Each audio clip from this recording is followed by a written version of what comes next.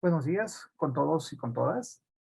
Agradezco la deferencia de haberme invitado a ser parte de este interesante e importante evento denominado La Biblioteca después del 2020, la nueva normalidad en los entornos virtuales de aprendizaje.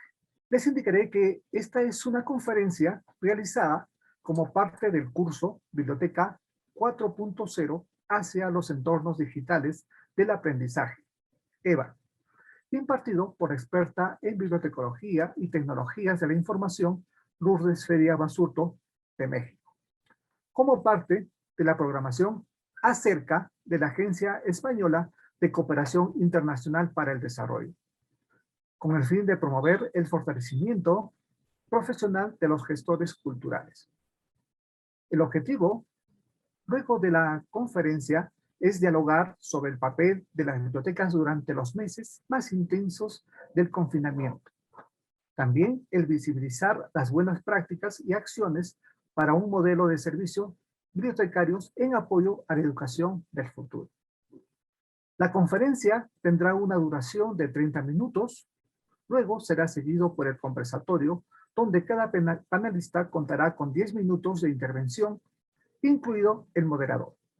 Finalmente, se abrirá un espacio de 15 minutos al público para preguntas.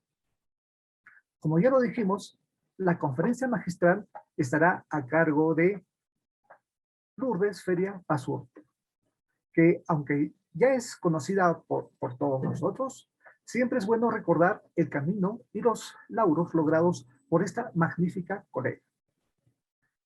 Ella es doctora en Ciencias de la Documentación por la Universidad Complutense de Madrid. Realizó la investigación postdoctoral Gestión de Datos de Investigación Científica en el Instituto de Investigaciones Bibliotecológicas de la Universidad Nacional Autónoma de México. Autora y coautora del software Siabook para gestión de bibliotecas, de 8 libros y más de 50 artículos científicos. Se desempeñó como bibliotecaria, docente y coordinadora de tecnologías de información en la Universidad de Colima.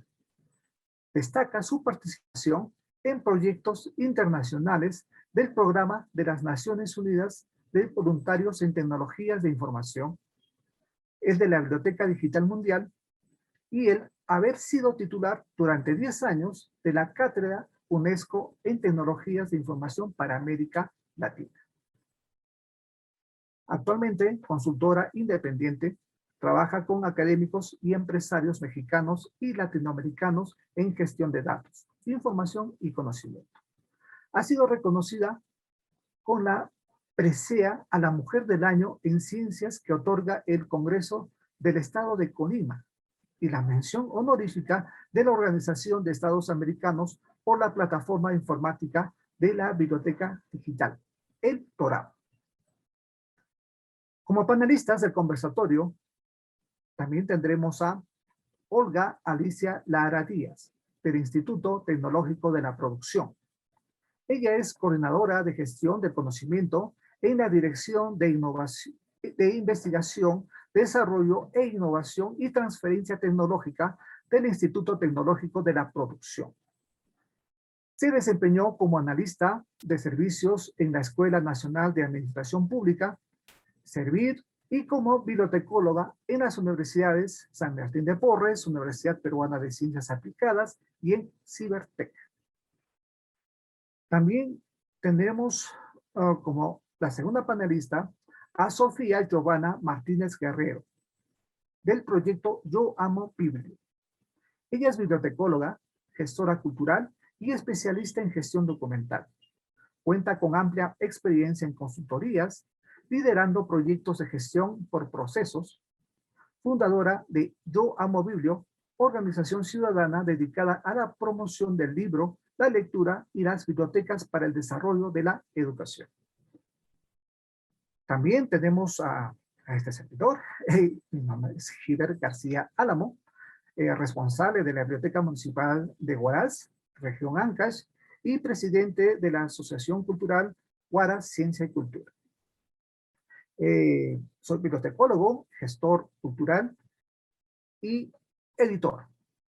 Dirijo la biblioteca municipal, como lo he dicho, y también la finalidad del trabajo en nuestros últimos 10 años ha sido un poco recuperar eh, recuperar la producción bibliográfica y las fuentes documentales de esta región. Bien, entonces estos son los tres panelistas y la señora conferencista, ¿no? Entonces, iniciaremos el evento con la conferencia magistral, pero antes, hacerles un pequeño preámbulo como protagonista del uso de las tecnologías durante más de 50 años. Bien, los nacidos entre las décadas de los 60 y los 70 del siglo pasado, hemos visto cambiar nuestro mundo como ninguna generación anterior. Hemos visto y usado el telégrafo, los teléfonos a manivela, los marcadores como rueditas, hasta llegar a los táctiles. Ahora, ¿no? Ahora ya estamos con la tecnología 4.0. En computadoras, primero reemplazamos las máquinas de escribir por las primeras PCs personales. Luego, fuimos ampliando su uso en la medida en que estos evolucionaban y según las necesidades de cada profesión. En la bibliotecología, por supuesto, primero estuvo el microISIS, impulsado por la UNESCO. Luego llegó el WinISIS y posteriormente los sistemas integrales. Por los años 90, era un experto en microISIS y antes de la expansión del WinISIS llegó el CIABUC, un sistema creado en México muy innovador que ampliaba y facilitaba la automatización de nuestros catálogos bibliográficos. Fue presentado en la Cayetano Heredia y se realizó un curso de capacitación para su instalación y uso. Allí conocí a Lourdes Feria, que en ese entonces representaba a la Universidad Colima de México en bibliotecas y tecnologías de información. Y desde entonces ha pasado mucha agua bajo nuestros puentes. Y hoy tengo el honor de acompañarla en esta importante y magnífica presentación de su conferencia magistral. Estimada Lourdes, le dejo con la palabra para que dé inicio a la conferencia. Hola, buenos días. Muchísimas gracias, Hiver. Qué linda introducción, me encantó. No me lo esperaba.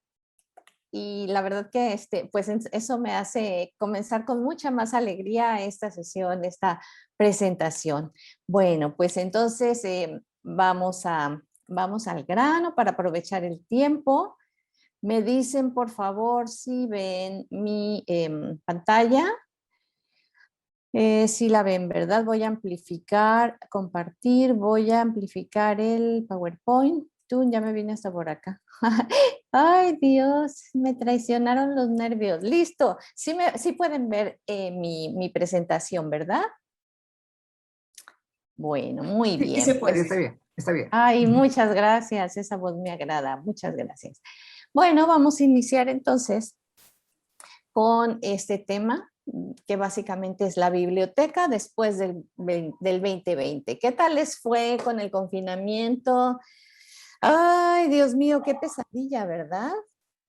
Qué pesadilla y qué cosas tan lamentables ocurrieron, pero también, como todo en esta vida, hubo muchos aprendizajes y ahora que estamos repasando desde otra mirada lo que fueron esos meses, podemos valorar, evaluar y validar qué fue lo que pasó. Bueno, por lo pronto, la educación y la manera de impartir las clases y la manera de acceder a los aprendizajes se transformó.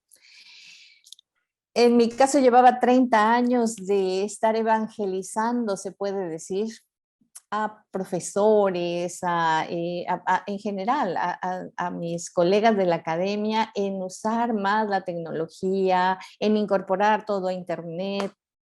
Pero ¿qué pasaba? Que algunos se animaban y otros no. A partir del 2020 En 3 días todo el mundo subió sus contenidos a alguna plataforma y comenzamos a transmitir por este tipo de videoconferencias y aquí estamos. Bueno, pues entonces, sin más, vamos adelante. A ver, por acá debo tener manera de picar. Eso es, muy bien. Bueno, pues con esta conferencia llegamos al final de un ciclo en el que varios de ustedes me acompañaron desde hace 3 semanas, que se llamó Biblioteca 4.0 hacia los entornos virtuales de aprendizaje. Y ahí vimos una serie de temas, desde lo que del concepto Biblioteca 4.0, vimos lo que son los entornos virtuales, qué son, qué tipos de entornos virtuales hay, cómo se planifican, hablamos de multimedia educativa y esta semana estamos cerrando con las buenas prácticas para comunicar lo que estamos haciendo. Bueno, pues el mundo cambió efectivamente en el año 2020 y ¿qué pasó con las bibliotecas? Pues que también cambiaron y en muchos casos se posicionaron. Vamos a ver esto desde 3 miradas. Una es el descubrimiento a partir del mundo de los datos, que es uno de los grandes temas de actualidad. El otro es las nuevas formas de comunicar y el otro, el bibliotecario, fíjense ustedes muy bien como influencer y como educador. Como influencer que está tan de moda en las redes sociales, ¿verdad? Bueno, vamos a ver qué les preparé.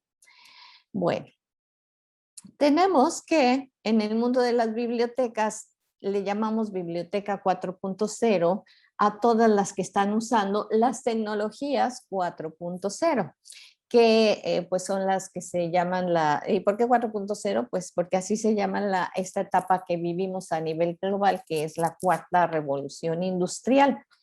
Las tecnologías 4.0 son las que se conocen con las siglas de SMAC, que es que el SMAC quiere decir social, móvil, o sea, social por todas las redes sociales, móvil por todos estos dispositivos que andamos cargando y que ya no podemos salir sin ellos.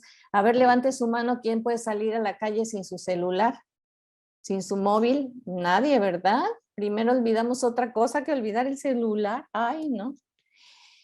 La otra tecnología es la analítica de datos, el Big Data, el Big y el no tan Big Data, el manejo de datos en general y la tecnología en la nube. Y de alguna manera todos estamos usando las 4, aunque sea poquito, o en general las estamos usando mucho. Bueno, yo les quiero recomendar como parte de esta presentación dos de mis fuentes de información permanentes. Cuando se trata de estar actualizados en tecnologías y sobre todo en el mundo de las bibliotecas, tenemos que leernos cada año, sí o sí, el reporte Horizon, que es en este caso 2020 EDUCAUSE Horizon Report, en la edición de enseñanza-aprendizaje. Y ahí vamos a tener muchas sugerencias, muchas líneas de trabajo para la educación en general y algunas las vamos a identificar de impacto directo en nuestras bibliotecas. Y el otro es Digital 2021, el reporte Digital 2021, que es el informe sobre las tendencias en las redes. Este ve la parte más social de la tecnología. Esos 2 instrumentos son fundamentales para, al menos en mi caso, estar actualizada año con año y ver qué es lo que viene. Bueno, pues de allí, con base en todo eso, pues preparé el curso que estamos terminando y en esta semana uno de los temas que quiero subrayar aprovechando esta conferencia es el tema de que cuando hablamos de automatización, cuando hablamos de tecnologías de información en la biblioteca, no podemos dejar de hablar del mundo de los datos. Y dentro del mundo de los datos, tenemos que hablar de Su Majestad el algoritmo. Su Majestad, ¿por qué? Porque todos estamos inmersos en este mundo, queramos o no, de los datos y de los algoritmos que hacen las búsquedas que normalmente solo se hacían en las bibliotecas y de manera manual.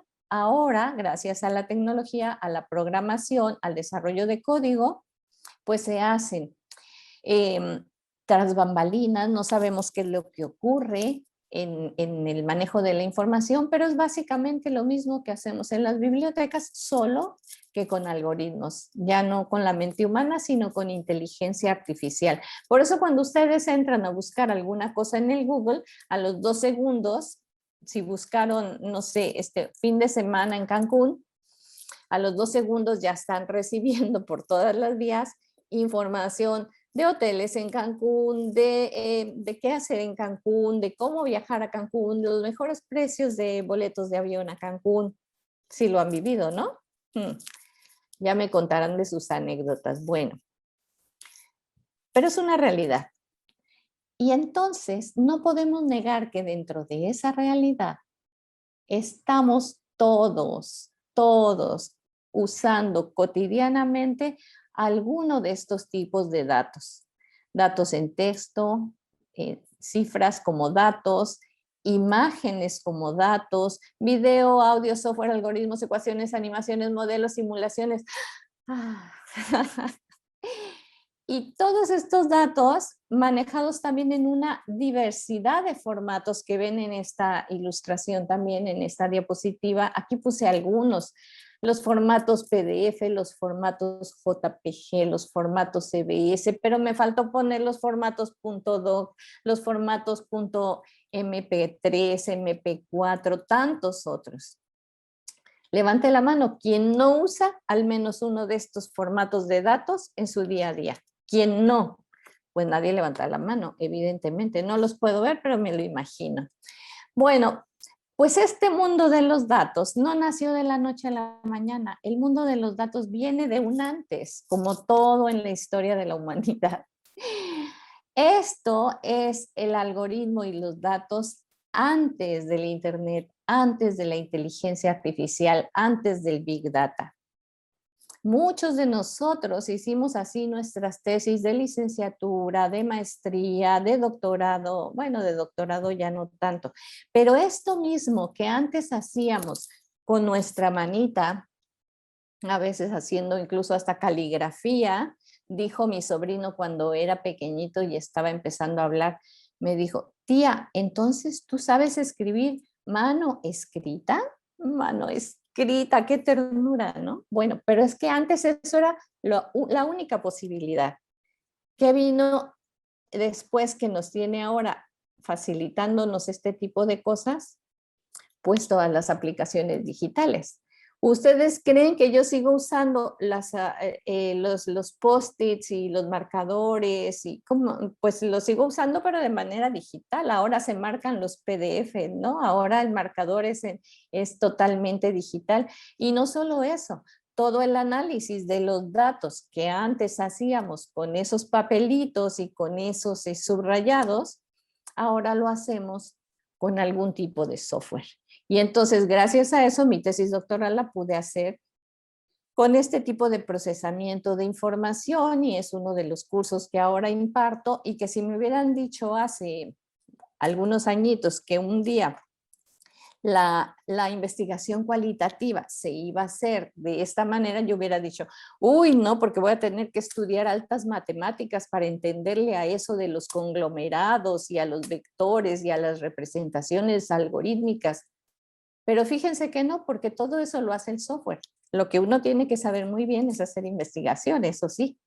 Entonces, es de las ventajas, de los regalos que nos vino a traer la tecnología, que nos está facilitando las tareas rutinarias que antes hacíamos solamente, decimos en México, a pie. Ahora las podemos hacer apoyados en sistemas tecnológicos.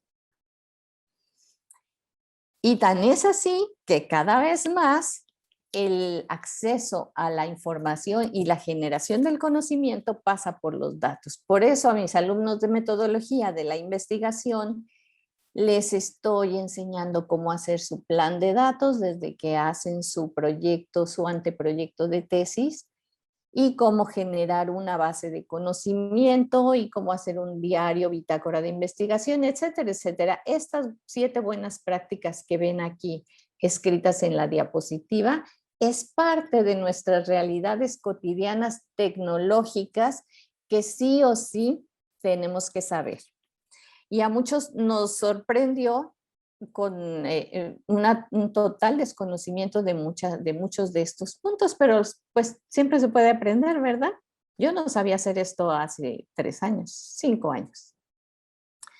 Bueno, entonces, antes de pasar a esta, fíjense cómo esto tiene que ver con el mundo de las bibliotecas. Decimos Big Data, decimos analítica de datos y pensamos que es un mundo inaccesible o que es un mundo en el que nada más pues se ve impactado el trabajo de mega empresas multinacionales como Facebook o como Google o como Netflix.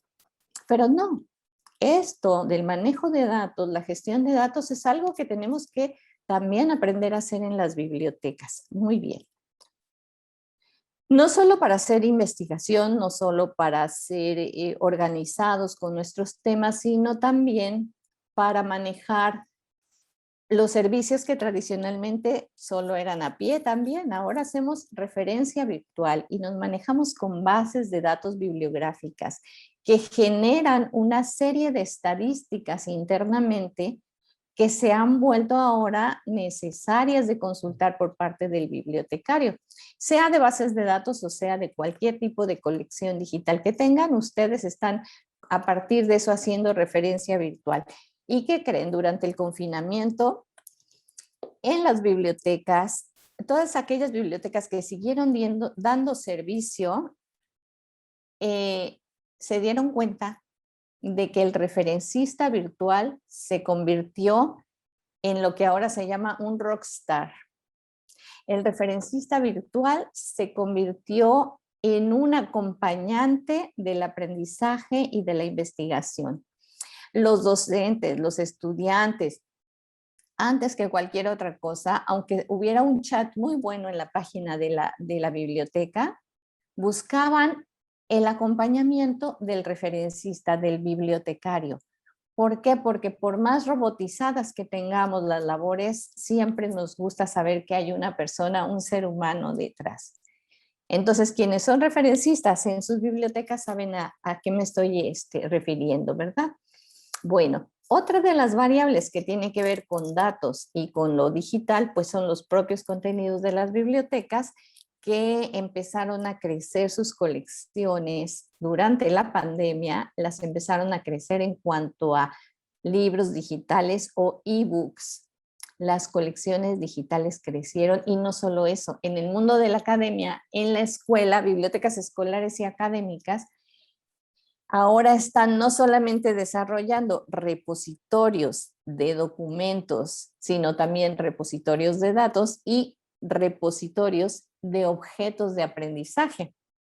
Porque si no, ¿dónde van a quedar tantas videoconferencias y tantos webinars maravillosos? ¿Dónde van a quedar tantos PowerPoints que generan los propios docentes de una institución? ¿Se quedan solamente en la nube de ese profesor, en su almacenamiento personal en la nube?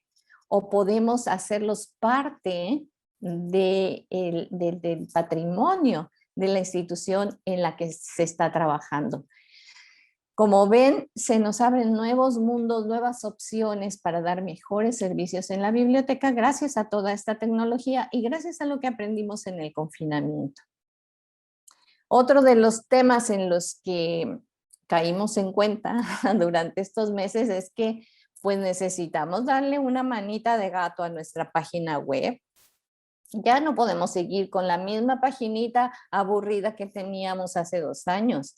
Ahora necesitamos que tenga estética, un lenguaje atractivo que sepa comunicar, que permita comunicar bien con el usuario, que haya interactividad, que haya arquitectura de información clara, que los datos que se ingresan garanticen seguridad también para el usuario, que haya una navegación clara, que tengamos herramientas 2.0 como son el chat en la página de la biblioteca, la página de la biblioteca ligada con alguna aplicación de celular, que haya dinámicas dentro de la página web que le den vida a ese sitio como las conferencias y otros, ¿verdad?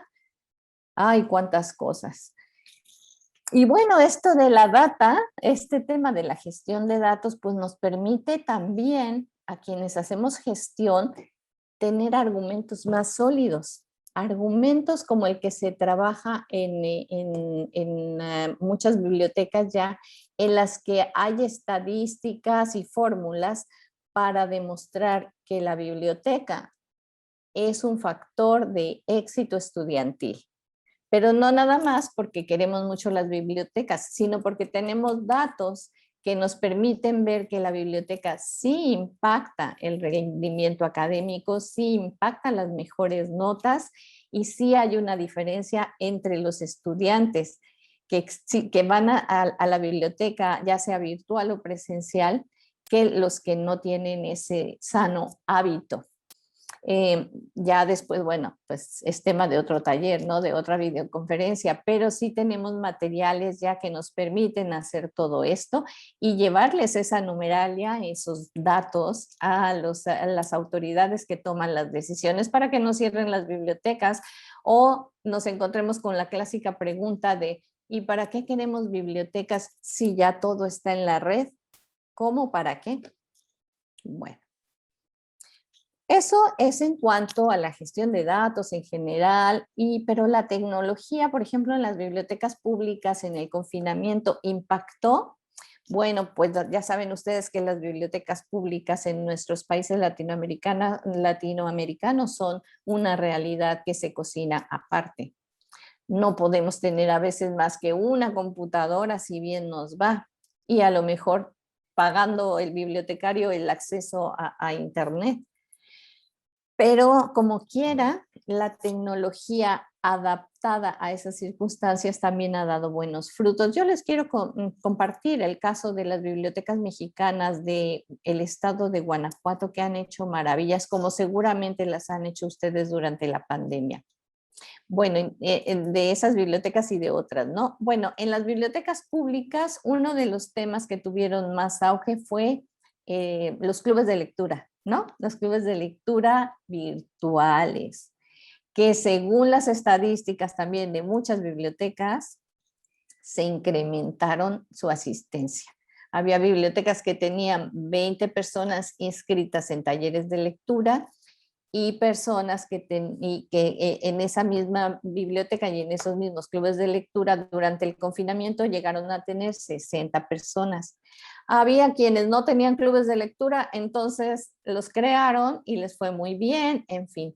Y en estas bibliotecas públicas que les digo del estado de Guanajuato en México, miren que se dio un fenómeno muy bonito que se llamó la biblioteca callejera. Se cerraron las escuelas, como en todo el mundo. Se cerraron. Y entonces, ¿qué pasó en las familias? Pues que los niños no tenían manera de recurrir más a sus maestros o no había forma pues de sentirse como en un entorno de aprendizaje. Entonces, las bibliotecas públicas, como también estaban cerradas, idearon los bibliotecarios allá el llevar los libros a las casas. Y entonces hicieron un tipo de alianza con las mamás, que ahora las mamás, véanlas aquí, este es el gran equipo de las bibliotecas callejeras. Cada una de estas mamás, que además son mamás como cualquiera de nuestras mamás en América Latina, que vende productos de belleza por catálogo, que pinta las uñas en su casa, que pone uñas, que hacen comida para vender. O sea, el perfil que tenemos de nuestra mamá, de nuestra tía, adoradas, que las amamos con todo nuestro corazón, ahora en Guanajuato se convirtieron en aliadas de los bibliotecarios y entonces ellas están a cargo de las bibliotecas callejeras. Cada una tiene una biblioteca callejera. No tendrán internet, pero gracias a que todo se cerró, su mirada se volcó buscando alternativas para llenar esas horas, que no fueran solamente ocio, que no fueran solamente videojuegos, que no fueran solamente malos pensamientos, decía mi mamá, en paz descanse, sino que pudieran tener esa sensación de que, bueno, la escuela está cerrada, la biblioteca también, pero hay esa manera de acceder a los libros. ¿Y dónde está la tecnología? Me van a decir. Bueno, pues la tecnología fue el organizarse para conseguir apoyos, apoyos para darles vida, aunque sea para la gasolina de la motocicleta, para llevarle los libros a las comunidades. ¿De dónde iban a sacar eso las bibliotecas? Pues entonces, fíjense que en México, no sé, en otros países hay, debe haber, pero con otro nombre. La de México es una aplicación que se llama micochinito.com. El cochinito es esta figura que ven aquí del lado izquierdo, bueno, de mi lado izquierdo. Es una figurita de barro, me voy a conseguir uno para mostrárselo la próxima vez, donde uno va ahorrando moneditas.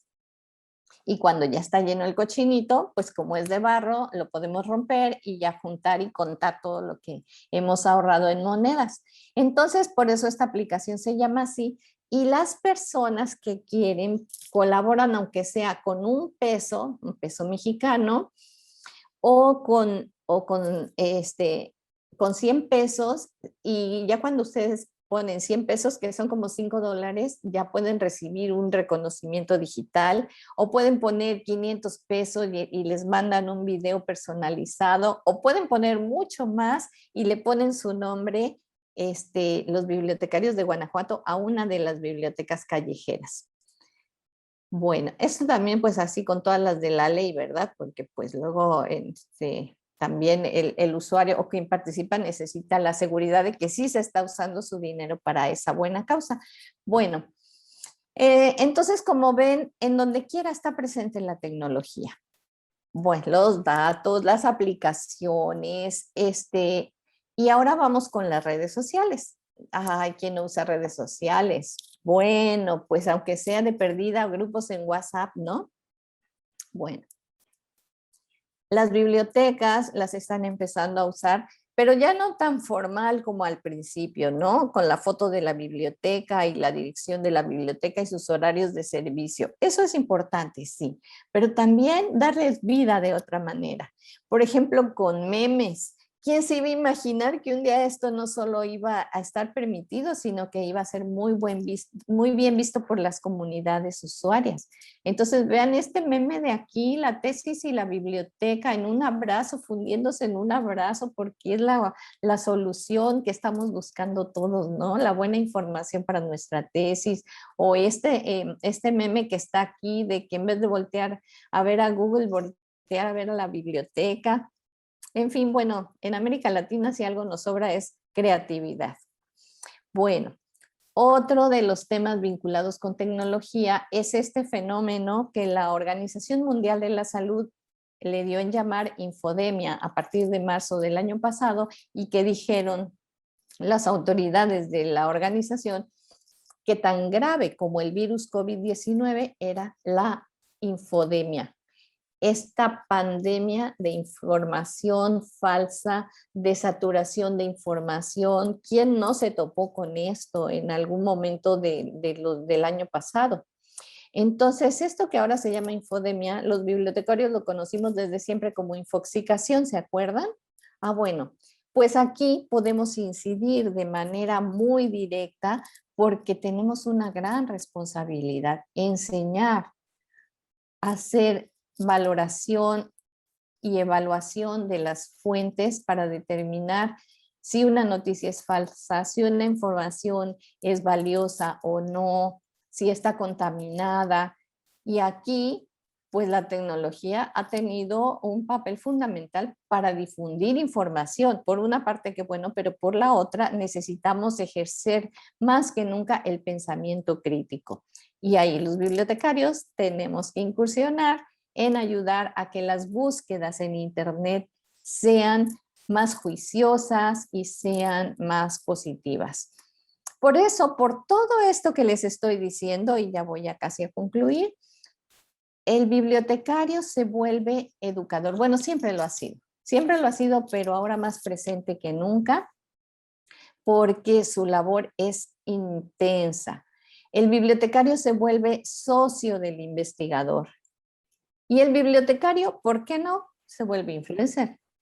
Vean todo lo que hacen en bibliotecas públicas y bibliotecas universitarias y todo tipo de bibliotecas. El bibliotecario tiene que ser esa persona que influye, impacta en su comunidad.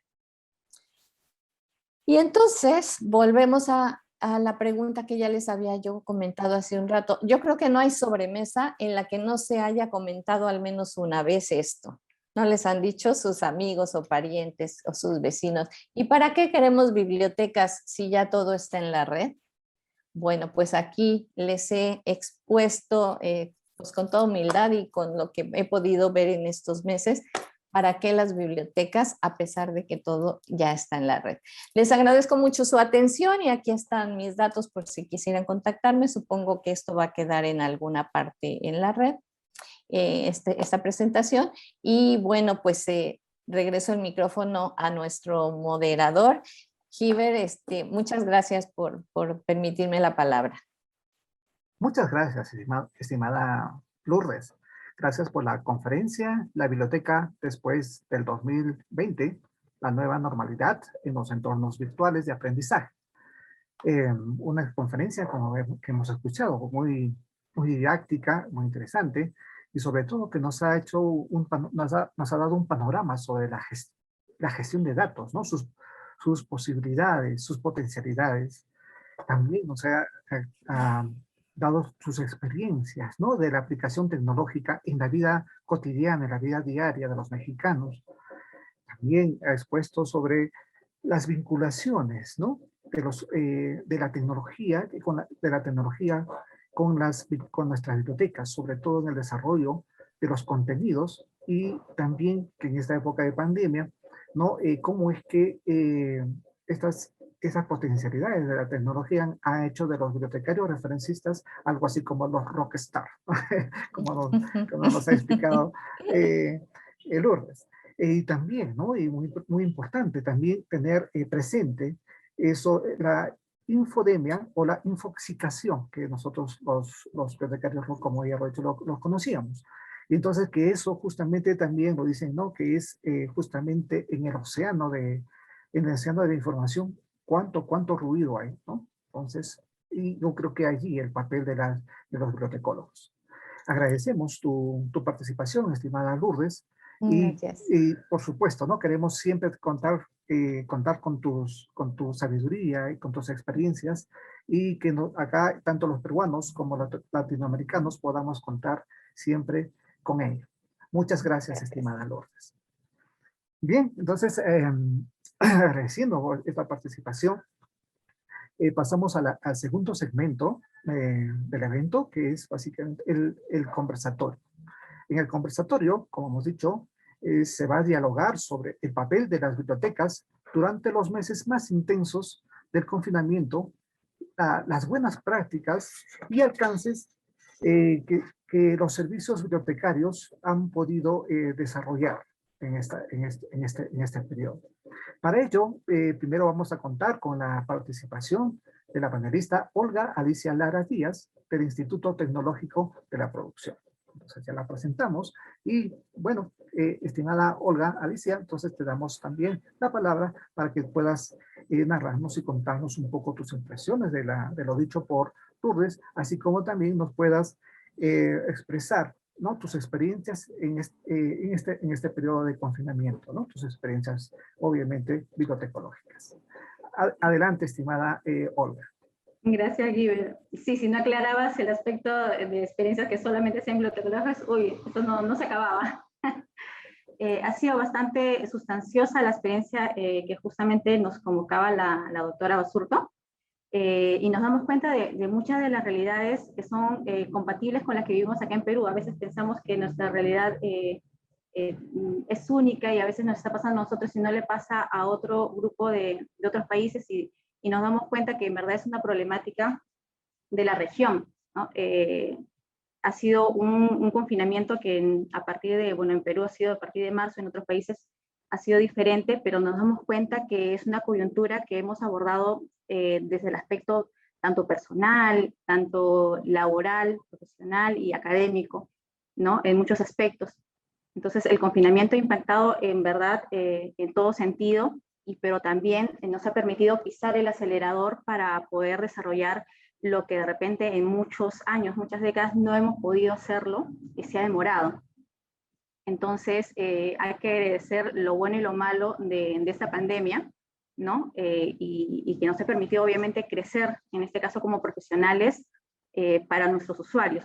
Entonces, hay que ver desde, como dicen, ¿no? La problemática, hay que buscarle el lado positivo, ¿no? Las oportunidades que nos da a nosotros para crecer en ese aspecto como de aspecto profesional. Y me encantó mucho la frase de la doctora Basurto que hablaba de nuestra finalidad como bibliotecólogos, bibliotecarios, que somos mediadores, ¿no? Mediadores de conocimiento, que es nuestro fin último, que ese conocimiento permita justamente no solamente tener un impacto personal en el individuo al cual nos abocamos como un usuario o un cliente, sino que también hay que ver que también tiene un impacto a nivel nacional, internacional y mundial, ¿no? Porque hay que ver que el desarrollo que permitimos en el individuo permite tener un impacto a nivel económico, a nivel social, cultural, que permite a nivel cadena desarrollar lo que es, a nivel lo que es la ciencia y la investigación y permitir el crecimiento del país. Entonces, nuestra labor no es pequeña, no está enmarcada en un solo contexto, sino hay que mirar a nivel macro cuál es nuestra función como como decía la doctora Rosa, como mediadores de conocimiento. Tiene un impacto mucho más grande y tenemos una misión tal cual los han tenido los educadores en todo este contexto de pandemia, ¿no? Que también han tenido como primera línea el contacto con el nivel educativo de diferentes niveles, ¿no? En este caso, acá en Perú se le llama nivel básico, ¿no? Superior. Entonces hay que ver, nuestra labor es bastante importante. Hemos tenido bastante impacto, no solamente nos podemos abocar al aspecto laboral, obviamente tenemos mucho que ver con cómo nos hemos obviamente desarrollado y nos hemos compartido el aspecto del hogar con diferentes funciones, ¿no? Yo vi un meme justamente que hablaban sobre los memes, vi un meme en que la casa se había convertido en la oficina, en el aula 5A, 5B, primero A. Entonces es mucho la coyuntura que nosotros trabajamos y cómo las herramientas tecnológicas nos han permitido poder apoyarnos, ha sido un apoyo justamente para poder soslayar todos esos problemas que nos ha ocurrido, ¿no? Entonces, la nube, por ejemplo, nos ha permitido un trabajo colaborativo con nuestros compañeros que antes los veíamos en el trabajo, pero ahorita nos hemos llevado toda la oficina a la nube y la nube nos permite acceder a toda la información para poder trabajar en equipo, ¿no? Las herramientas tecnológicas nos han permitido también poder hacer ello, ¿no? Antes, por ejemplo, era muy difícil, por ejemplo, utilizar las herramientas de metodologías ágiles, ahora está muy venido a más, no a menos, sino a más, el uso de esas herramientas para desarrollar nuevos productos, ¿no? Abocados a la nueva coyuntura, a poder generar o abrirnos camino hacia los nuevos servicios que tenemos que abocarnos hacia nuestros usuarios. Entonces, hay muchísimas herramientas que han permitido ello. Hay que tener de cuenta también que nosotros, si bien es cierto, por ejemplo, los que trabajan en bibliotecas académicas, escolares, trabajan muy de la mano con el usuario final, que es el estudiante, pero en esta pandemia nos hemos dado cuenta bastante. Yo tengo una hermana que es docente de educación inicial y me decía la necesidad de trabajar con un bibliotecario de la mano para poder hacer sus cursos, sus currícula, adaptada a este nuevo tiempo de pandemia, ¿no? Qué tan importante es ir de la mano con el docente para brindarles esas herramientas, porque ellos obviamente están saturados con el tema de cómo ingresar el conocimiento en sus pequeños, no en sus alumnos, pero nosotros como bibliotecólogos también podemos brindarles herramientas que a veces ellos desconocen, ¿no? En la parte de alfabetización informacional es bastante importante porque hay que darnos cuenta que nuestros usuarios tienen diferentes perfiles, ¿no? Dependiendo de la biblioteca a cual nos abocamos, que puede ser escolar, ¿no? Comunal, o sea, en sí en todo el contexto de las bibliotecas públicas, las académicas, las especializadas, ¿no? Entonces hay que darnos cuenta que si bien es cierto, hay un estándar de buenas prácticas para el nuevo contexto de las bibliotecas 4.0, hay que darnos cuenta de que qué es lo que en verdad nos va a servir según nuestro contexto, ¿no? Nuestro contexto de nuestros usuarios finales, la edad, el contexto social, ¿no? La parte geográfica, ¿no? Hay que darnos cuenta de de esas buenas prácticas, qué lo podemos y cómo lo podemos trasladar a nuestras coyunturas, ¿no? Entonces, hay que ir de la mano con ello. Es algo que tenemos que tener en cuenta, la parte de perfiles.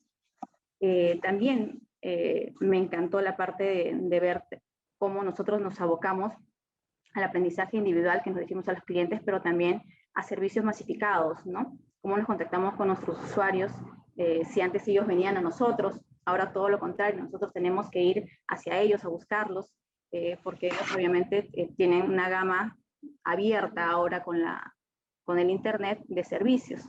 Entonces lo que tenemos que hacer es brindar servicios dirigidos a sus necesidades, ¿no? Ahora han aparecido bastante el tema de los chatbots, por ejemplo, ¿no? Donde ya tienen una base de conocimientos previa y podemos reducir el tiempo de respuesta hacia ellos, ¿no?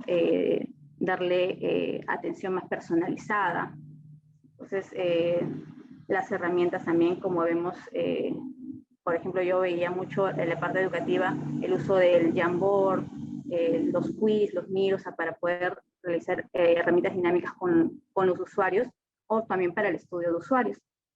Entonces, hay bastantes herramientas tecnológicas que nos han permitido ellos, la gama es inmensa, para una finalidad podrían existir muchas herramientas. La idea es investigar un poco cuál es la que se adapta a nuestras necesidades, a nuestros conocimientos, ¿no? Y también a los conocimientos de nuestros usuarios. Hay que también darnos cuenta que hay que tener presente el ancho de banda también, el nivel tecnológico. Si bien es cierto, existen bastantes herramientas, algo que nos pasó, por ejemplo, en mi institución, era el tema del ancho de banda, ¿no? Nosotros tenemos, entre comillas, un sistema de red de instituciones que se ligan de mi institución que está en Lima, pero está descentralizada a nivel regional, a nivel de todo el país, y muchas de las regiones no tenían el acceso de banda, era intermitente, ¿no? El acceso a Internet. Y nosotros le preguntamos a una institución que regula el tema de ciencia y tecnología acá en el Perú, y había un beneficio para las instituciones como la nuestra, que hacían investigación para acceder justamente a ese beneficio de costos por mejorar el ancho de banda.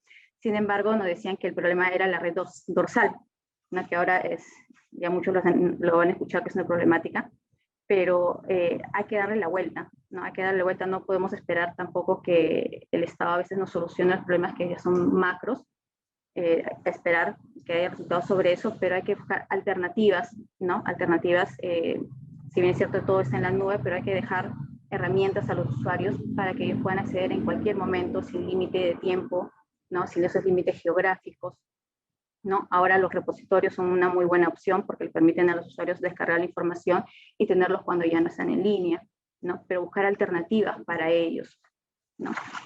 Algo que también, como que se ha venido mucho con esta pandemia, es el aspecto psicológico de los usuarios, ¿no? No sé si a ustedes les ha pasado que los usuarios están un poco más sensibles, ¿no? Por varias razones pueden ser, pero son un poco más susceptibles a este cambio que ha venido, ¿no? Entonces lo que necesitamos es dar un mayor soporte, dar las herramientas que estén en nuestros portales de biblioteca, ¿no? O los canales que tengamos de contacto con ellos, porque pueden ser de repente intranets, o si tenemos un banco de datos de los usuarios, poder abordarlos, como les decía al inicio, no esperar que ellos vengan a nosotros, sino que nosotros ir a buscar según sus necesidades, según la coyuntura, ¿no? Ahora en el Perú, igual creo que en la región se está viendo mucho el tema de transformación digital. Entonces, a veces tenemos miedo a mejorar nuestros procesos respecto al uso de tecnología, ¿no? O a automatizarlos. No le tengamos miedo, porque ello más bien permitirá que nosotros tengamos un contacto mucho más directo con los usuarios y los preparemos para lo que queremos para nuestro país, ¿no? Que es el tema del cambio de visión en el aspecto del uso de tecnología. Entonces, el cambio de transformación digital ya se está viniendo. Está la Secretaría de Gobierno Digital a nivel Perú, que está teniendo y está pisando el acelerador. Hay que revisar de repente las páginas para ver ese tema, ¿no?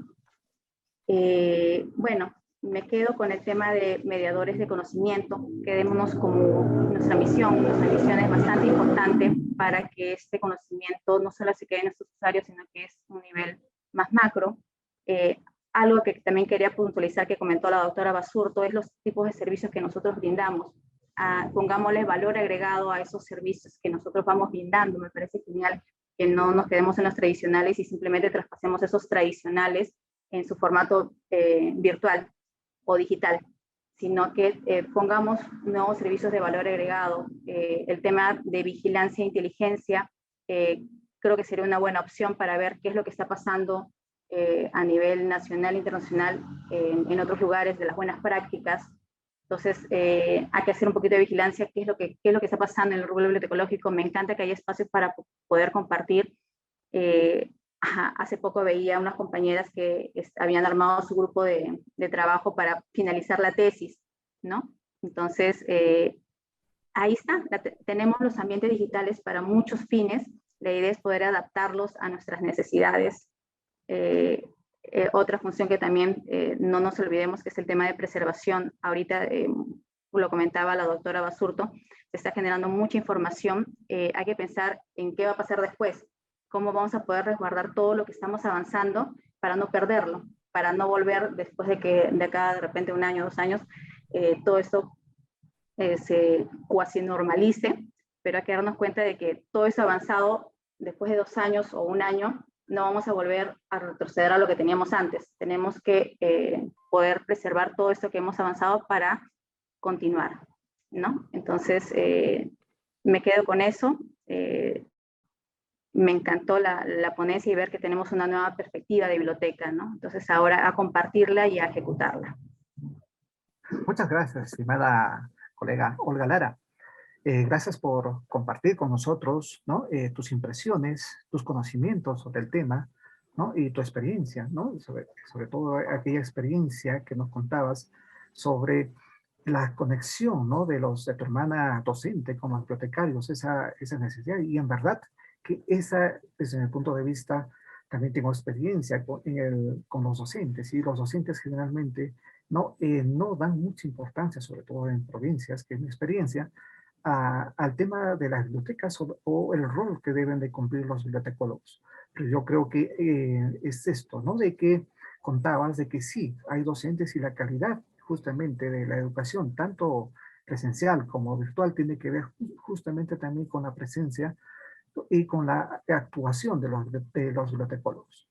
También, ¿no? Y muy interesante tus apreciaciones sobre los servicios masificados, ¿no? Sobre los chatbots, aquí la problemática, ¿no? que has identificado, y creo que también es una problemática, ¿no? de esta coyuntura, que es la conectividad, ¿no? La calidad de la conectividad, los anchos de banda. Hasta el ancho de banda, muchas instituciones que tienen ancho de banda también tienen problemas de conectividad, y eso hace que la productividad también sea afectada, y sobre todo en el sector educación en estos tiempos, ¿no? La conectividad es algo álgido, un problema bastante,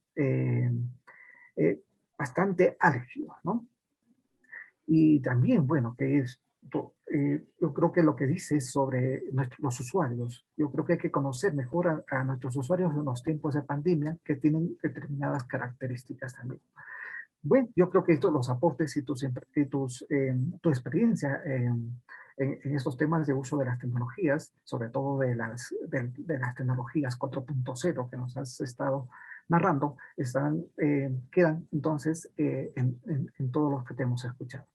Muchas gracias, estimada Olga. Entonces proseguimos con la siguiente intervención de la colega Sofía Martínez Guerrero, del proyecto Yo Amo Biblia.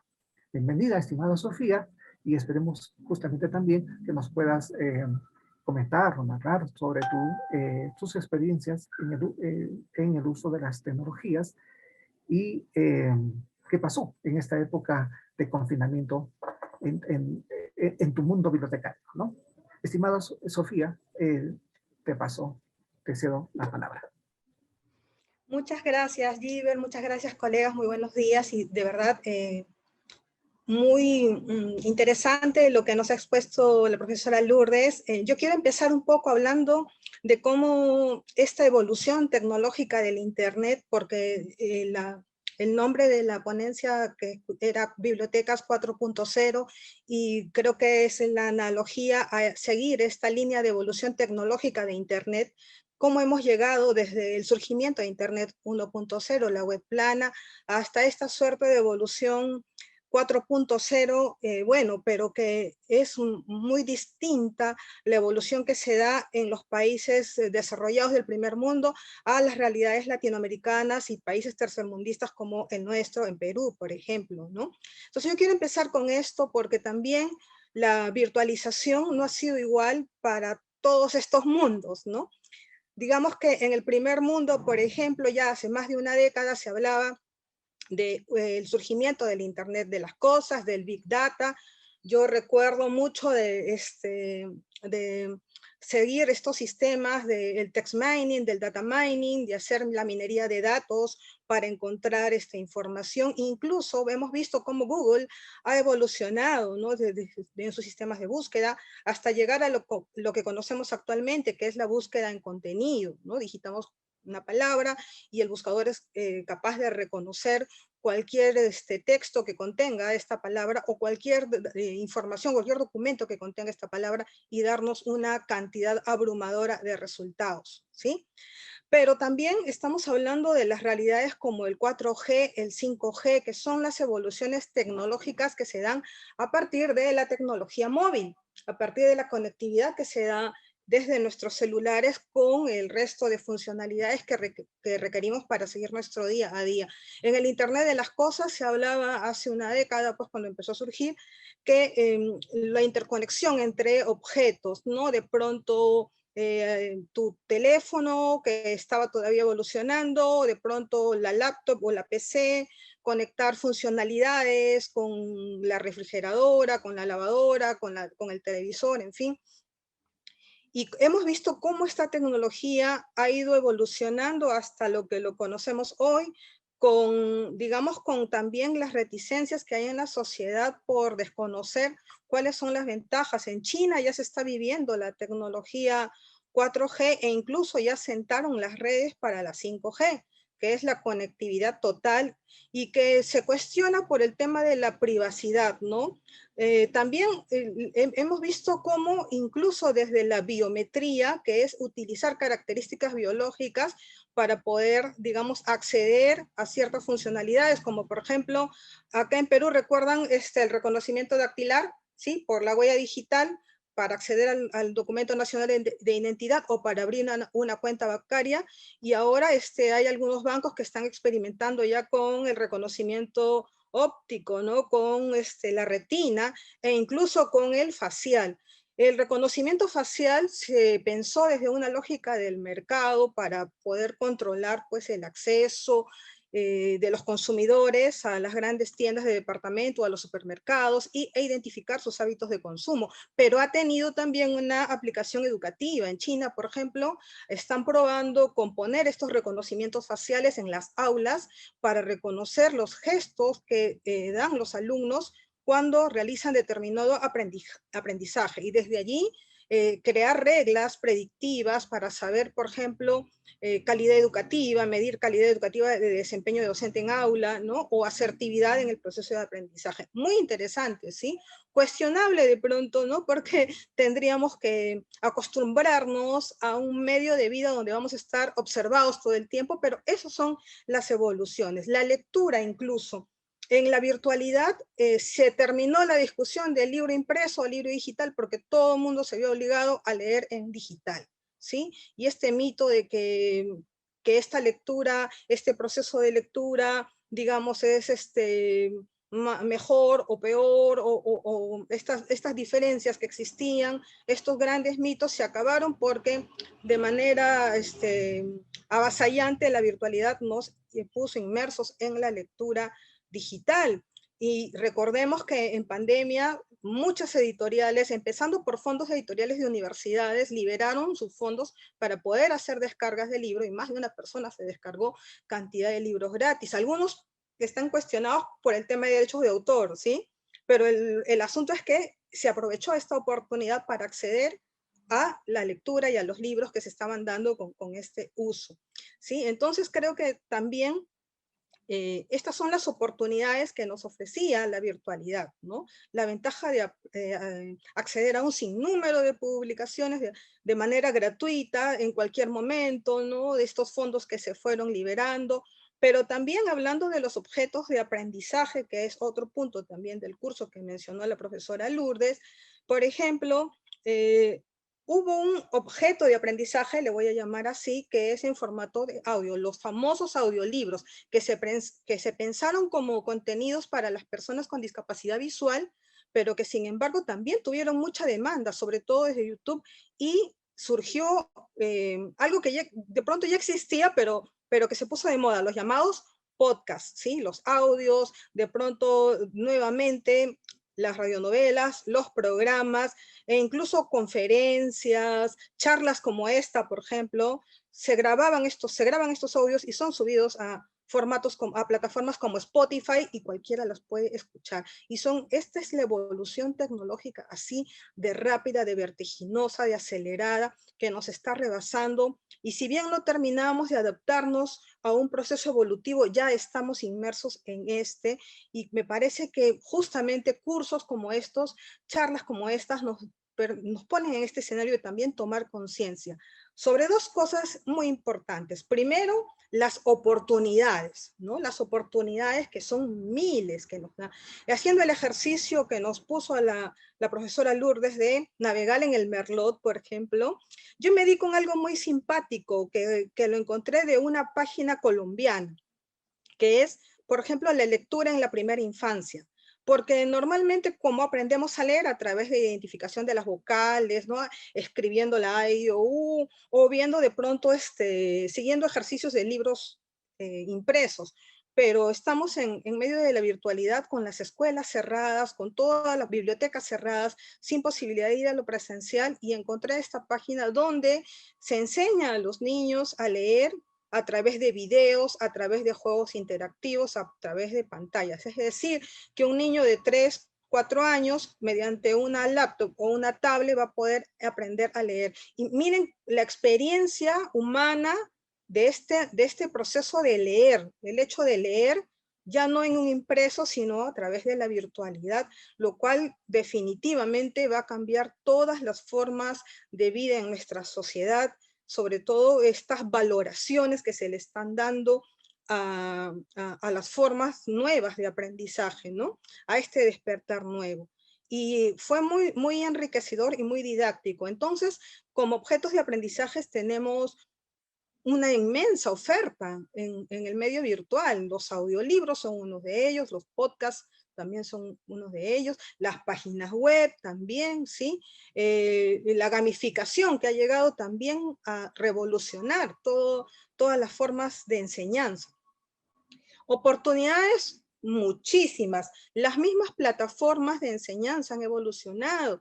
¿Se acuerdan? Antes de la pandemia, Zoom existía pues desde el 2010, me parece, y las acciones de Zoom actualmente son las más caras del mercado, en el mundo, ¿no? Pero también, por ejemplo, el Moodle. Yo uso Moodle, la primera vez que usé Moodle para dictar un curso fue en el 2009, gracias a la experiencia del colega Luis Ramírez, que me invitó en Bibliolatino. Bibliolatino es una empresa que dicta cursos en línea desde hace más de una década, y que usaba un desarrollo propio hecho por Luis Ramírez en Moodle. Y miren el Moodle que estamos usando ahora para dar los cursos del Centro Cultural España. Interesante cómo ha evolucionado en cuanto a funcionalidades. Y lo mismo vamos a ver en Classroom, que Google también se ha tenido que reinventar y ha ofrecido una plataforma muy, muy interesante, gratuita, ¿sí? Donde muchos centros educativos han tomado la experiencia de Google Classroom para poder dictar clases, para poder llegar a más alumnos con esta dificultad de tener todo lo presencial cerrado o restringido, ¿no? Entonces, Google también ha evolucionado. Hay empresas como Microsoft también, que tiene Microsoft Teams, que compite con Zoom, ¿no? O con el Google Meet.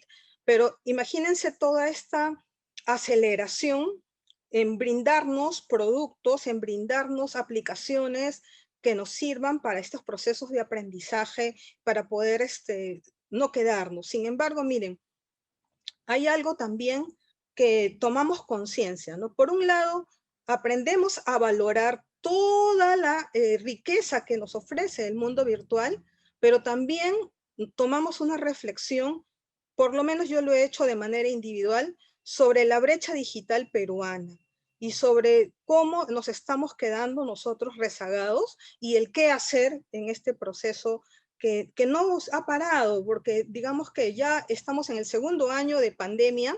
Nuestros niños y niñas a nivel nacional están perdiendo por segundo año consecutivo el año escolar, y los efectos del aprendo en casa no es el mismo porque tenemos una brecha digital terrible, realmente de espanto, con poca conexión a internet, ¿sí? Entonces, yo quiero rescatar lo que dijo la profesora Lourdes, ¿no? Que la biblioteca como factor de éxito estudiantil, ¿sí? Que aporta al rendimiento académico, ¿sí? Que nos ayuda en estos procesos de aprendizaje. Muy interesante porque esas son las oportunidades valiosas que nos permite la virtualidad.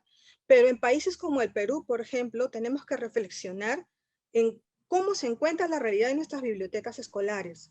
INEI, en la última estadística del 2018, nos revela de que 11 regiones de nuestro querido Perú no tienen biblioteca escolar. Y cuando pensamos o cuando hablamos de nuestra biblioteca escolar, tenemos que hablar siempre desde la biblioteca escolar del sector privado, porque en el sector público, lamentablemente, pues la biblioteca escolar o no existe o existe de manera muy precaria, y digamos la biblioteca pública es la misma historia.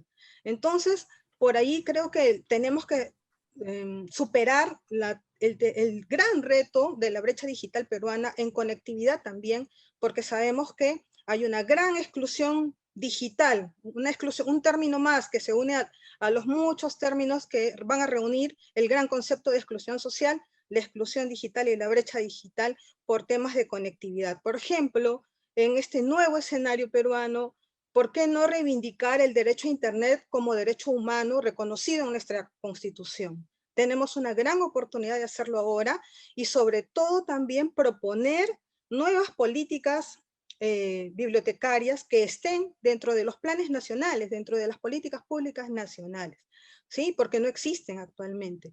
El Ministerio de Cultura publicó en plena pandemia, el año pasado más o menos en julio, el Plan Nacional de Cultura, que fue aprobado por el ministro Alejandro Neira.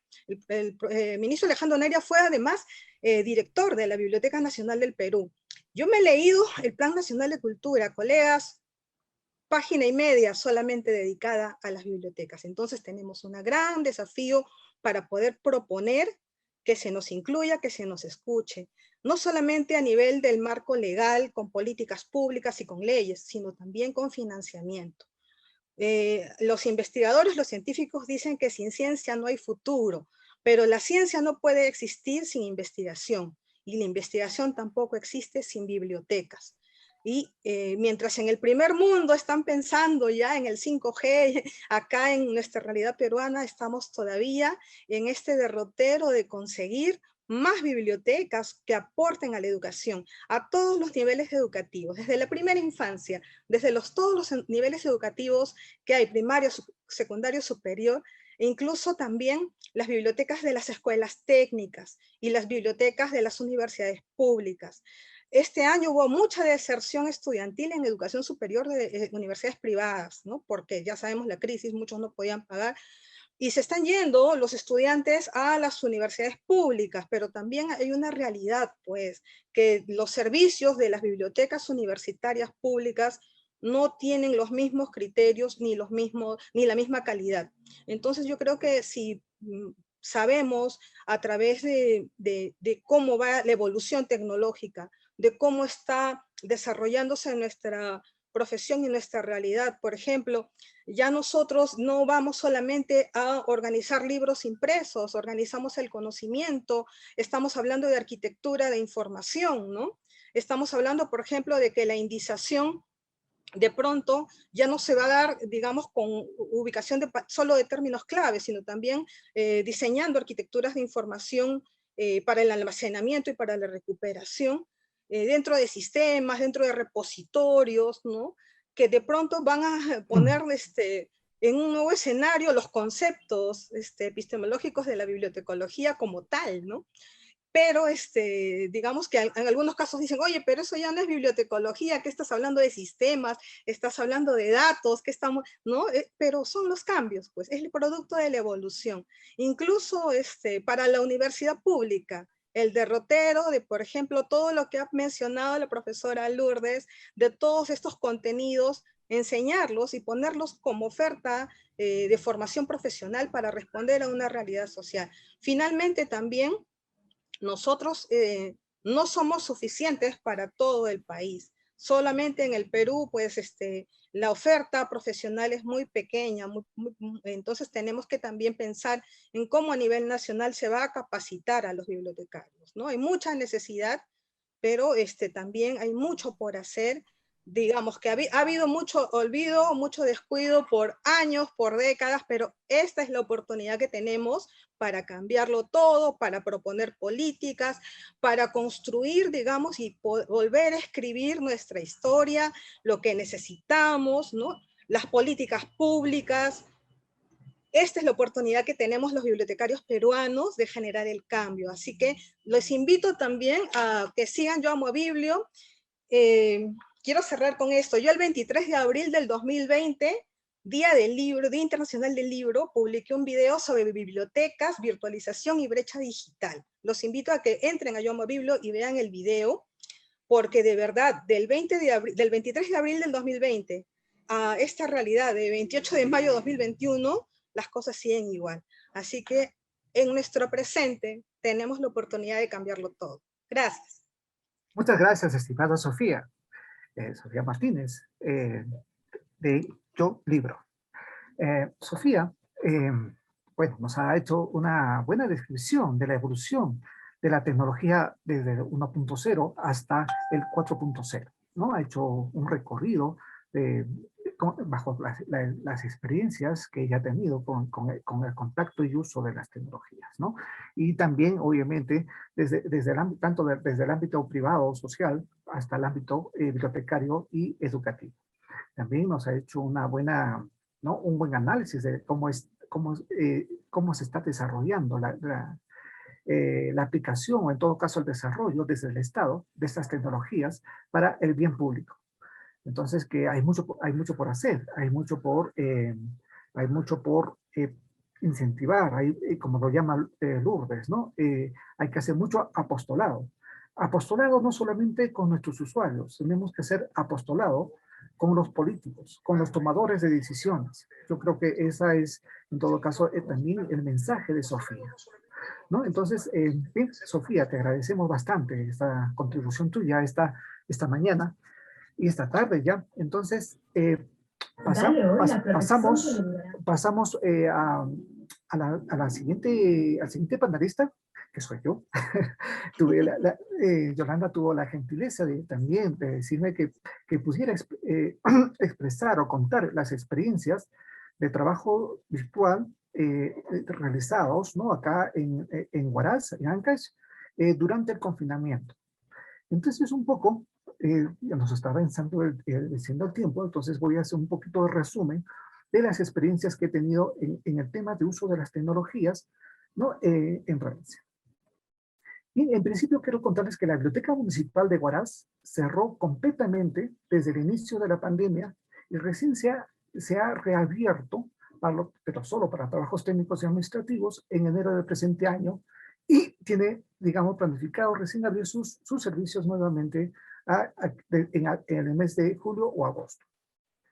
Pero esta situación facilitó que volviera a reemprender y potenciar un proyecto personal que consiste básicamente en recuperar el patrimonio bibliográfico y documental de mi región.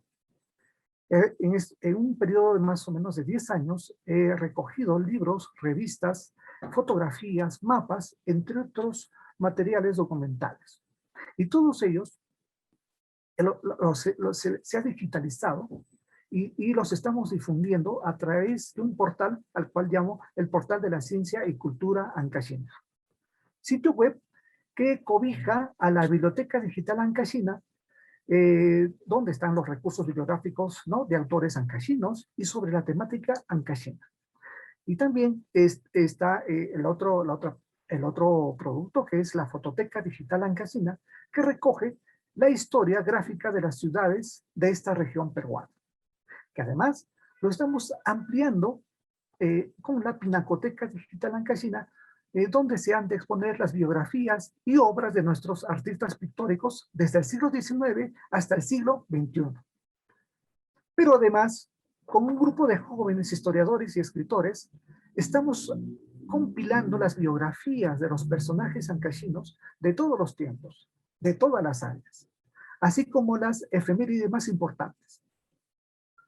La idea es que los estudiantes, investigadores y población en general puedan encontrar datos o información sobre este territorio, pero de manera confiable y validada, que no nos confundan, digamos, con un Wikipedia. Bueno, esta contribución hacia el pueblo ancashino y peruano lo estuve desarrollando durante años con recursos estrictamente personales y con el apoyo incondicional de algunos amigos que veían este esfuerzo quijotesco como un aporte valioso para preservar y difundir nuestra cultura. Pero felizmente, la pandemia trajo incentivos para el sector cultura y pude acceder con un proyecto a un pequeño fondo para potenciar este portal. El mismo que lo pondremos a disposición el mes de julio, como un regalo a la provincia de Huaraz, cuya creación sucedió o aconteció un 25 de julio. Bien, los resultados de hacer accesible digitalmente muchos libros esenciales para saber sobre Ancash, para conocer esta provincia, que no los tienen las bibliotecas públicas, ni menos las bibliotecas académicas, ni de los tecnológicos, ni del pedagógico, ni menos de la universidad. Hicieron que estudiantes e investigadores se pasaran la voz e hicieran uso de este portal. En 4 años aproximadamente, 4 o 5 años aproximadamente, hemos tenido solamente en la biblioteca digital cerca de 23,000 lecturas. Y muchos de ellos, de aquellos nuestros usuarios, manifestaron su agradecimiento y me dijeron que los usaron para su tesis, para sus libros o para sus artículos. Porque generalmente estas fuentes los pueden encontrar en la Biblioteca Nacional o en algunas bibliotecas de historiadores ancashinos, ¿no? Pero que están en Lima o están en Trujillo. Acá en Huaraz hay también algunas colecciones, pero de algunos huarazinos, ¿no? Que no necesariamente permiten el acceso a todos y no necesariamente tienen de todo. Bueno, entonces yo creo que para muchos investigadores y estudiantes esta biblioteca digital es muy importante para ellos, ¿no? De la misma manera, la fototeca ha servido para contar la historia de la ciudad de Huaraz. Destruida 2 veces, el primero parcialmente por un aluvión en 1941 y segundo por el cataclismo de 1970 que todos ustedes conocen. Y por supuesto, la historia también cuenta la historia de sus barrios, ¿no? Su gente, sus festividades y costumbres. Toda esta historia, ¿no? Social, individual o de barrios, ¿no? De ciudad, ¿no? Es contado a través de las fotografías. Asimismo, la difusión de mucho de lo publicado lo hemos estado haciendo a través de las redes sociales, para lo cual creamos un sitio Facebook de la Asociación Huaraz Ciencia y Cultura, que está ayudando a masificar lo que vamos recuperando y poniendo a disposición de todos en el portal. Lo gratificante es que muchas de nuestras publicaciones sí han tenido impacto, siendo los más exitosos los videos elaborados en base a las fotos de la fototeca, uno de los cuales ya tiene más de 58,000 visualizaciones y un alcance cerca de 200,000. También, como Huaraz Ciencia y Cultura, en estos tiempos de pandemia, hemos organizado no menos de 10 webinars y conferencias virtuales con temas culturales, sociales y hasta políticos. Y como bibliotecólogo, he participado, ¿no? En conversatorios, conferencias y capacitaciones, cosas impensables antes de la pandemia, ¿no? Por la cantidad de eventos realizados y asistidos. Bueno, como se dice, ver para creer, les quiero ir motivado por Yolanda, ¿no? Me decía que hay que mostrarles un poquito. Voy a compartir la pantalla para mostrarles un tanto las páginas web y el portal que hemos venido desarrollando. A ver.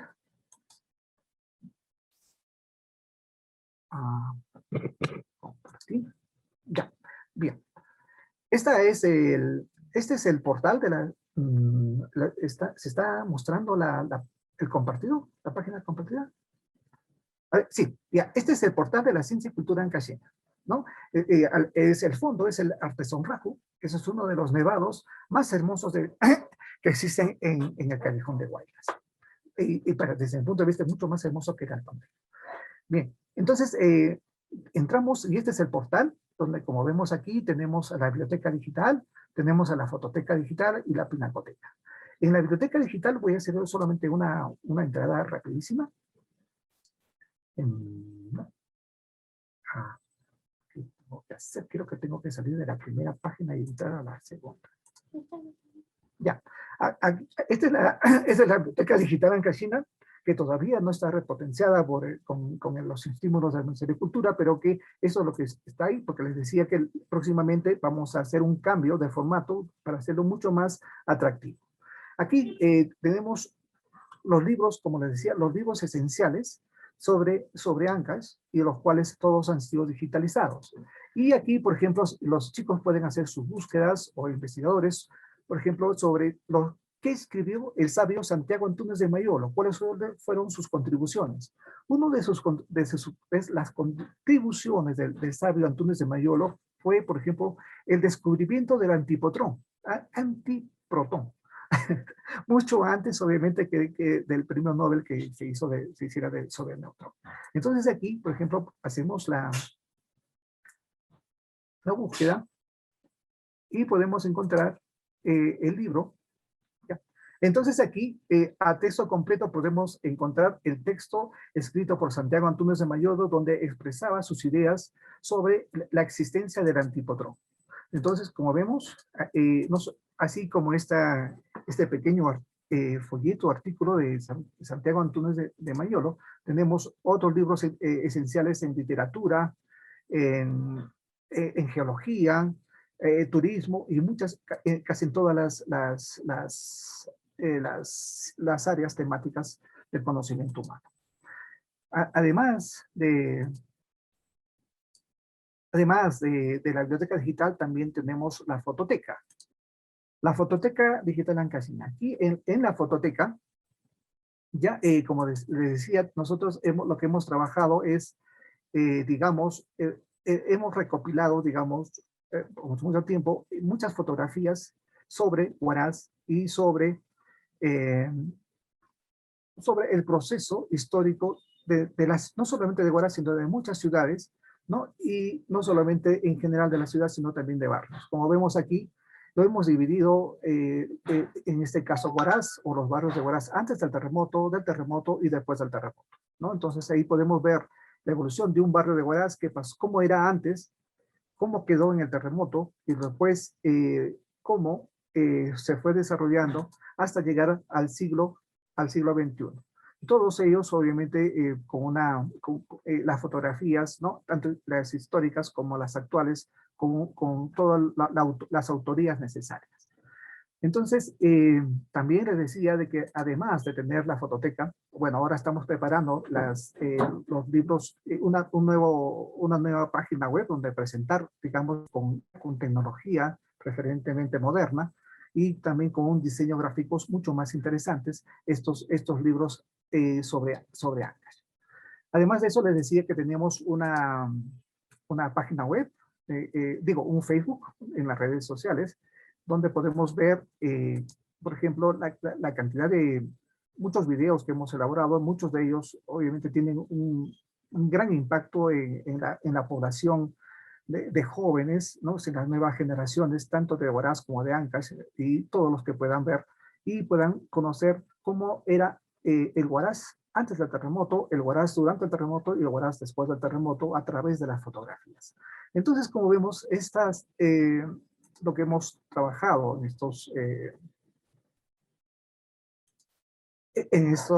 esta experiencia digital, ¿no?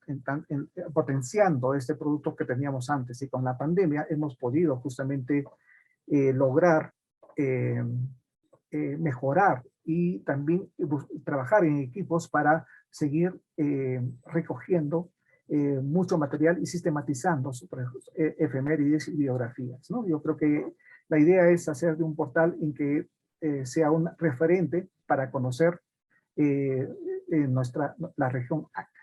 Bueno, esa es entonces la experiencia que hemos tenido acá en provincias, y yo creo que desde el punto de vista, por ejemplo, de nuestra amiga Yolanda, que decía que es importante que realmente se pueda conocer a nivel nacional. Bien, entonces, esta es, ya terminamos con, volviendo a mi papel, a mi rol de moderador. Entonces, ya, para decirles de que el segmento justamente que correspondía a este conversatorio sobre las experiencias, ¿no? En esta época de pandemia, bueno, estamos culminando con esta breve presentación de mi parte. Finalmente vamos a trabajar, también a exponer ya al último segmento del evento, que es, digamos, absorber las preguntas de nuestros usuarios. Es una pregunta dirigida a Lourdes Feria, acá, hecho por Glenda Negrete. Ella pregunta, ¿por qué los bibliotecólogos debemos de combatir las noticias falsas? Ella un poco anota que entiende que el tema de las fuentes de información válidas, entiende, ¿no? Este tema que tiene que haber fuentes de información válidas, pero también le preocupa que los bibliotecólogos somos campeones en absorber tareas y tareas, y andamos atorados cuando debemos concentrarnos en la gestión y en otros más. Entonces, la pregunta es, ¿no? ¿Por qué los bibliotecólogos debemos de combatir las noticias falsas? Una pregunta para nuestra conferencista Lourdes Feria. Adelante, Lourdes, por favor. Gracias. Bueno, pues tiene razón la persona que hace la pregunta, porque sí, nos especializamos en meter a nuestro costal todo lo que va apareciendo en el camino, ¿verdad? Yo pienso que es un tema de prioridades, obviamente, y un tema también de vocaciones. Desde luego que no podemos hacer todo, ni debemos hacer todo, pero sí pienso que en sesiones como estas, mostrar todo el abanico de posibilidades que se nos presentan para los nuevos escenarios y tomar conciencia. Yo creo que básicamente, más que enseñar a buscar, a validar, a valorar la información de las noticias falsas, sí el tema de nosotros hacer esta conciencia de cuál es el panorama y cuáles son algunas de nuestras responsabilidades. Me queda claro que no todo el mundo va a aprender a hacer gestión de datos, ni todo el mundo va a trabajar temas como perfiles digitales de usuarios basados en inteligencia artificial. No, pero ahí están. Y es parte de nuestro perfil natural. Identificar noticias falsas tiene que ver con evaluar información y validarla. Es identificar quién escribió, qué fecha tiene, cuáles son las fuentes que cita, y eso lo hacemos todos los días en la biblioteca. Evidentemente que si soy referencista, sí tengo que estar involucrado con el tema. Ahora, si soy la persona que hace catalogación, pues hago la catalogación muy bien, ¿no? Pero ahí están los temas. Este es el abanico de posibilidades, y si no, enseñarlos como parte de mi actividad del día a día, sí saber que yo soy uno de los profesionales que mejor, se supone, sé manejar los temas de información y las decisiones al respecto. Entonces, no tanto por hacerlos ya de ponte al día de mañana un curso de evaluación de fake news, pero sí saber que es una responsabilidad de todo profesional de la información. Porque además no queremos que nuestros usuarios estén usando, decimos en México, información patito. No sé cómo se diga en el Perú, pero la información patito es esta información que aparece en mitarea.com o estos portales que tienen disponibilidad de tareas ya hechas, y que sí tenemos que ser muy cuidadosos en el tema de la selección de los contenidos, ¿no? Es desarrollo de colecciones también. No sé si con esto respondí. Gracias, gracias, estimada Lourdes. Bueno, la siguiente pregunta es para Sofía. Preguntan, ¿cómo superar la brecha digital en el Perú? ¿Cómo humanizarlo desde las bibliotecas? Gracias a la Sofía, por colega favor. que hizo la pregunta también. Primero, la brecha digital peruana tiene largo arraigo, ¿sí? Nosotros somos conscientes de que por décadas venimos arrastrando esta brecha digital. Entonces, acá hay dos preguntas en una. Primero, la brecha digital y luego cómo humanizar desde la biblioteca. La brecha digital es un problema ya estructural, ¿sí? Y cuya solución también está propuesta, ¿no? Ya se ha planteado la necesidad de que, caminando de cara a tener una nueva constitución y un nuevo pacto social, en este proceso de nueva constituyente se proponga y se considere el Internet como derecho humano. Entonces tenemos que partir de eso, porque es una necesidad. Creo que todos los ciudadanos, toda la ciudadanía en general reconoce que Internet se ha vuelto una necesidad de vida, ¿sí? Y es una necesidad que ya forma parte de nuestros derechos humanos. La profesora Lourdes, que nadie, ¿saben? Antes era, nadie puede vivir sin un correo electrónico, ¿no? Ahora es nadie puede salir a la calle sin un celular. Y nosotros pagamos las tarifas de conectividad más altas de la región. Acceder a Internet y acceder a nuestros planes de datos es carísimo en el Perú. Y entonces necesitamos eso porque justamente ir a la virtualidad nos ha puesto en el desafío de educarnos a través de WhatsApp o a través de Internet y no tenemos las herramientas. Entonces yo creo que uno de las soluciones para solucionar la brecha digital ya está planteada y a partir de allí también que se asigne el presupuesto, ¿no? Que se solucione el tema de conectividad en regiones, sobre todo en la selva, donde no hay siquiera acceso. Hay lugares de la selva peruana en donde el Internet es terrible, es inexistente, no llega la señal. Cuando viajamos al interior del país nos damos cuenta de estas terribles realidades, ¿no? Entonces, parte por un problema estructural que también va a tener una solución desde plantearlo en nuestra nueva constitución, desde asignarle un presupuesto adecuado, desde la voluntad política de superar la brecha digital. ¿Cómo humanizar desde la biblioteca? Pero es que las bibliotecas de por sí son instituciones sociales que dan soporte a la educación, ¿sí? Por tanto, los servicios, por ejemplo, siempre se han dado desde el Estado de manera gratuita y siempre se ha defendido la gratuidad de acceso a las bibliotecas públicas o escolares, ¿sí? Entonces yo creo que también, y sí me parece que lo planteé en un par de videos, que el sistema de bibliotecas peruano debería regresar al sector educación, concretamente al Minedu, porque estamos en este problema de haber perdido 2 años seguidos de educación presencial, donde se han perjudicado millones de niñas y niños a nivel nacional, donde se han impactado todos los niveles educativos, y las bibliotecas no solamente son una necesidad imperiosa, ¿no? Sino también están postergadas. Entonces, ¿cómo vamos a humanizar desde la biblioteca? Primero, no podemos dar la espalda o mirar con un solo ojo o vendarnos los ojos a una realidad terrible.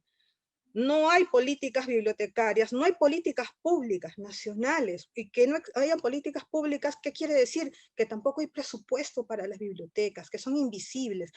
Lo que hace Giver en Huaraz es hermoso, es una delicia ver cómo él en Huaraz está pues con estas iniciativas virtuales. Ojalá que todas las regiones pudiéramos decir que sigan este ejemplo. Lamentablemente no es así, pero no es así porque no haya voluntad de que tengamos estos ejemplos de buenas prácticas, sino porque simplemente hay descuido, hay abandono y muchas veces no hay ni plata para hacer estas cosas, no hay presupuesto. Entonces, de cara a eso también es incidir nosotros como comunidad bibliotecológica peruana en esta elaboración de políticas públicas. Pregunto yo a los colegas, y espero interactuar luego de esta charla con ustedes, ¿cuántos de nosotros fuimos convocados para elaborar esa política nacional de cultura? donde realmente nos escuchen y donde realmente recojan nuestras necesidades como comunidad. ¿Sí? Es que cuando uno lee en un plan nacional que solamente le han dedicado página y media a solucionar el problema bibliotecario del Perú, entonces hay algo ahí que anda mal, hay un descuido, ¿sí? Entonces, desde proponer también cuáles son los problemas y las soluciones, ¿sí? Y que se nos escuche como comunidad, que convocar a un espacio, digamos, de diálogo abierto con la presencia de profesionales destacados, no solamente de Lima, ¿no? Sino también escuchar a los bibliotecarios de regiones y juntos construir estas soluciones que necesitamos, esas soluciones para el problema de las bibliotecas en el país. Por ejemplo, las bibliotecas escolares deberían estar dando apoyo al sistema educativo nacional y no están cumpliendo esta función porque no existen. En 11 regiones del Perú no existen. Esa es la realidad urgente, ¿no? Entonces hay que poner podemos trabajar de cara a esos retos. Y sobre todo, por ejemplo, ¿cuántos de los docentes están buscando sus planes lectores en línea? ¿Se acuerdan? Porque los planes lectores se habían pensado desde el libro impreso. Al irse al digital, están buscando libros en línea, liberación de derechos de autor en línea, ¿sí? Y además tomar conciencia de que las realidades en cada región del Perú es distinta. Entonces, las necesidades educativas también son diferentes y las necesidades bibliotecarias también serán distintas, ¿no? Entonces, tenemos que ir caminando de la mano con identificar esos problemas y con construir esas soluciones. Desde las bibliotecas escolares y desde las bibliotecas públicas, lo mismo. Hay una demanda también porque la mayoría de bibliotecas públicas son usadas con fines educativos, ¿sí? Pero con fines de escolares. La mayoría de usuarios que van a las bibliotecas públicas son escolares o son estudiantes de preuniversitario que van ahí a hacer sus tareas o a buscar más información, ¿no? Y también, como estamos viendo en la virtualidad, las bibliotecas se han vuelto también lugares, espacios de conexión a Internet, y por eso es que muchos de los usuarios van, porque hay una red gratuita, hay una oportunidad de investigación de acceso a Internet gratuito. Tal vez a eso estamos evolucionando, ¿no? Tal vez capacitar no solamente a los bibliotecólogos o bibliotecarios en el desarrollo de habilidades digitales, sino también nosotros poder hacer formación de formadores. Estamos en capacidad, por ejemplo, de asesorar y capacitar a los docentes en cómo hacer sus bibliotecas de aula o cómo hacer o dar una mejor organización a sus bibliotecas escolares.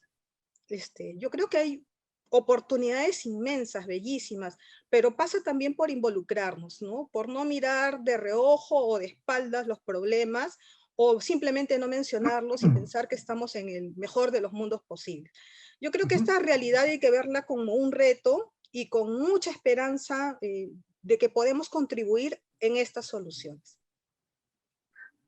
Bien, muchas gracias, Sofía. Bueno, pasamos un tanto ya las expectativas de tiempo. Entonces, vamos a hacer una última pregunta para Lourdes, que me parece entre todas muy interesante. Entonces, veamos. Dice la pregunta para Lourdes. Dice, una amplia información para el acceso es a través de los repositorios y materiales productos de los eventos virtuales. A estos se les podría ingresar a las bases de datos de las bibliotecas. Es decir, podemos considerarlas como información open access y circularlos a través de nuestros servicios de catálogo. Esto pensando en las zonas en las zonas donde no hay internet y que se podría hacerles llegar en grabaciones a través de mediatecas públicas, por ejemplo, ¿no? Bueno, la pregunta es esa. Lourdes, te doy la palabra. Muy bien, gracias. Sí, efectivamente está surgiendo mucho material. Fíjense, en los 80, 90 empezamos a hablar de la biblioteca electrónica, que después fue la biblioteca digital, y todavía no entendíamos muy bien la biblioteca digital cuando empezamos a hablar de repositorios de documentos, y todavía no entendíamos muy bien qué eran los repositorios de documentos, y nos llegaron los repositorios de datos. Y estamos empezando a entender eso cuando llega esta necesidad de los repositorios de objetos de aprendizaje. Qué bueno que hagan esta pregunta, porque claro que sí, que es una fuente de información que se convierte en nuestra responsabilidad en cuanto a preservación. Si trabajamos en una escuela, como la persona que hace la pregunta me parece que es el caso, no podemos ser irresponsables y dejar que se pierda esta valiosísima información, estos materiales maravillosos con los que están aprendiendo las generaciones actuales. Entonces las ponemos en un repositorio de objetos de aprendizaje. El repositorio puede ser de lo más sencillo, pueden hacerlo con una sencillita base de datos, pero pueden hacerlo también con COA, que ya saben, es un software abierto, y la creatividad de ustedes va a ser allí la clave, ¿no? Si tenemos que llevar a las comunidades rurales de alguna manera esta información, y si tenemos que preservar esa información que se produce en la escuelita rural, que en América Latina, sinceramente, tenemos que empezar a hacer más por estas comunidades, entonces ingresar a nuestros repositorios de objetos de aprendizaje. No vamos a hacer un Merlot como mis estudiantes en el curso les mostré esa plataforma y la estuvieron usando, pero sí tomar inspiración de repositorios como Merlot que han organizado sus objetos de aprendizaje, que pueden ser desde un PowerPoint hasta un video ya como más complejo. Que no se pierda eso es preservación de información, eso es catalogación, clasificación, desarrollo de colecciones, lo que hemos hecho toda la vida, no más que ahora llevado a lo digital, ahora llevado al internet, ahora llevado a la red. Así es que adelante, y si en algo les puedo orientar en algún momento, pues por allí quedan mis datos y yo encantada de responder, ¿eh? A veces me tardo, pero respondo todo. Muchas gracias, Lourdes Feria Basurto. Con la última intervención, entonces, ya por el tiempo, vamos dando término a este evento. Agradecemos para ello nuevamente a la doctora Lourdes Feria Basurto de México, que está justamente con nosotros hoy día.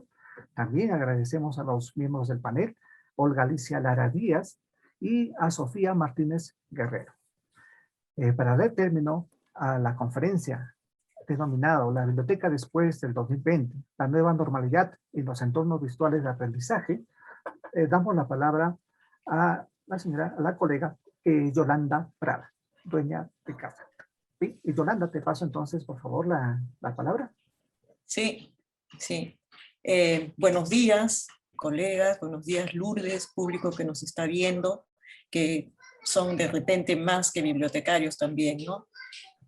Siento una complacencia muy profunda y un agradecimiento a la participación de todos ustedes, a Giver, porque se ha cumplido el objetivo de esta conferencia, que era compartir experiencias a raíz de recibir la exposición de Lourdes Feria, una gran profesional con características ya de consultora internacional, ¿no? Entonces ha sido una buena ocasión de hacer este gran intercambio.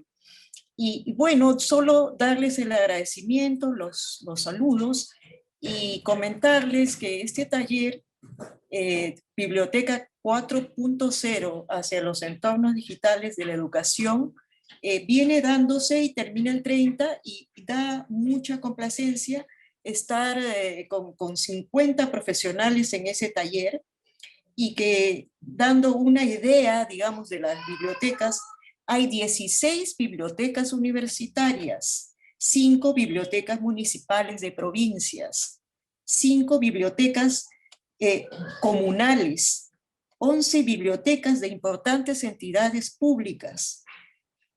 Hay gestores de biblioteca y 5 bibliotecarios de la Biblioteca Nacional. ¿Qué quiere decir esto? Que después de recibir estas magníficas impresiones y de llegar de un asunto tecnológico hasta hablar de políticas, ¿no?, bibliotecarias y de acceso y del compromiso de nosotros, creo que acá hay 50 gestores, 50 promotores que van a proyectar esta visión de la nueva biblioteca en la nueva realidad.